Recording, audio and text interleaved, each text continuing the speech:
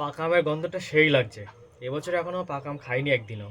কারণ এই দেখো আমাদের যে হিমসাগর গাছে আম হয়েছে, হিমসাগর গাছে এখনও আম পাক ধরেনি। বৈশাখ মাস শেষ হয়ে গেল কিন্তু এখনও আম পাকছে না কে জানে। তবে আমার ছাদের এই আম গাছ আমটা এত তাড়াতাড়ি পাকবে এবার ভাবতে পারিনি। এই আমটা কিন্তু একদম সবার শেষের দিকে পাকে, কিন্তু এবার একটু আগে আগে পেকে গেছে। তো যাই হোক, এবছর এখনও আম খাওয়াইনি। আজকে এই আমটা খেয়ে এবছরে পাকা আমের মানে উদ্বোধন করবো, পাকা আম খাওয়ার।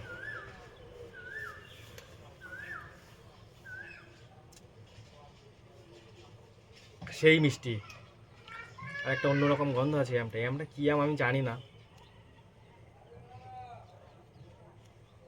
দেখো,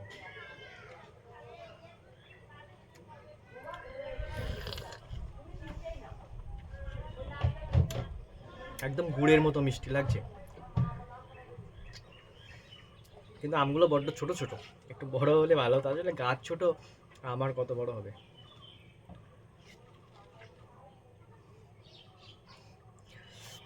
একদম গুড়ের মতো মিষ্টি।